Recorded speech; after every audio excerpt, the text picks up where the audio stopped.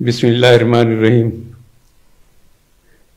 अहियाए कुल हिंद मजलिस इत्तेहादुल मुस्लिमीन के 66 साल की तकमील के मौके पर 2 मार्च को बरोज़ हफ्ता दारुस्सलाम में 10:30 बजे सुबह रस्म परसम कुशाई बदस्त नक़ीब मिल्लत बैरिस्टर असदुद्दीन ओवैसी साहब सदर कुल मजलिस इत्तेहादुल मुस्लिमीन रुकन पार्लियामेंट अंजाम पाएंगी।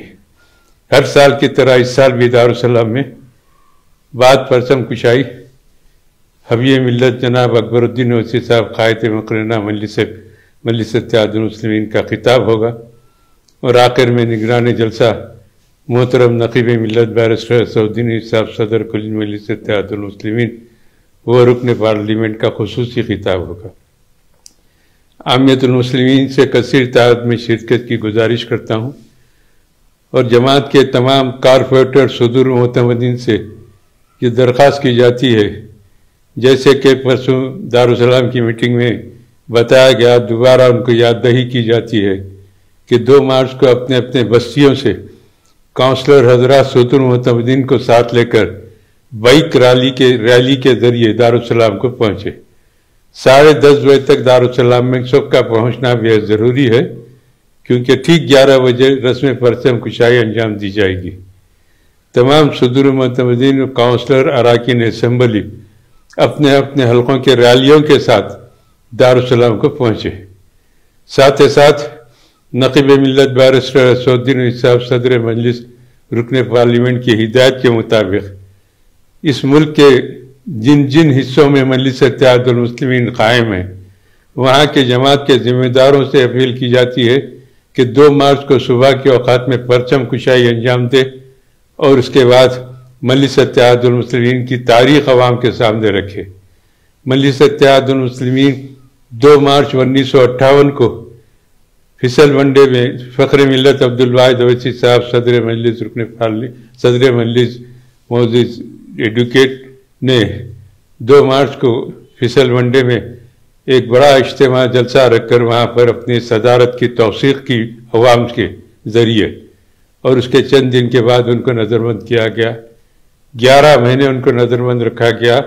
कई शराइत थे, जिसमें से 2 बड़े शर्त ये थे कि मजलिस इत्तेहादुल मुस्लिमीन का नाम तब्दील करिए और नाम जमात को सियासी ना बनाए।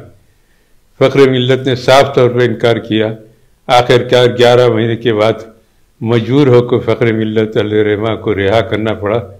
उस वक्त तक कारगुजार सदर की हैसियत से सालार मिल्लत सुल्तान सलाहुद्दीन ओवैसी साहब मजलिस के सदर रहे और कारगुजार सदर की हैसियत से अजला में तमाम आंध्र प्रदेश के ज़िलों में मजलिस इत्तेहादुल मुस्लिमीन के जलसे करते हुए जमात को कायम किया।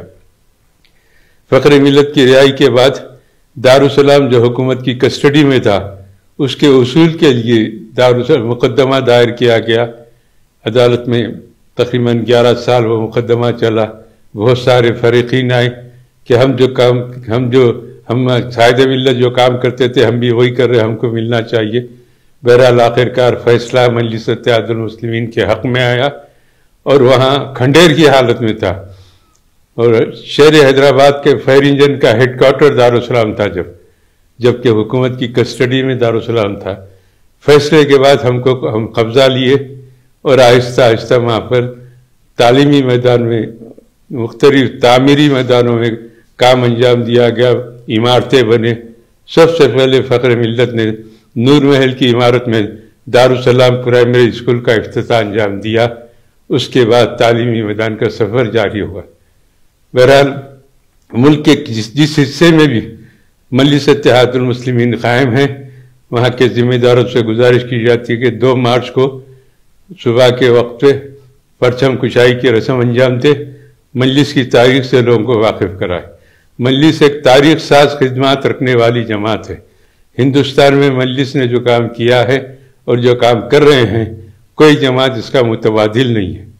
बहरहाल मैं तमाम मुहिब्बान मजलिस से, काउंसलर हजरात से, सदूर मोतमदीन से और आमियतुल मुस्लिमीन से और आवाम से बिला लिहाज मज़हब मिल्लत ये अपील करता हूँ कि 2 मार्च को दारुस्सलाम के जलसे में रैलियों के ज़रिए तशरीफ़ लाए और जलसे को कामयाब बनाए, प्रोग्राम को कामयाब बनाए। انشاءاللہ جلسے میں ملاقات ہوگی. شکریہ.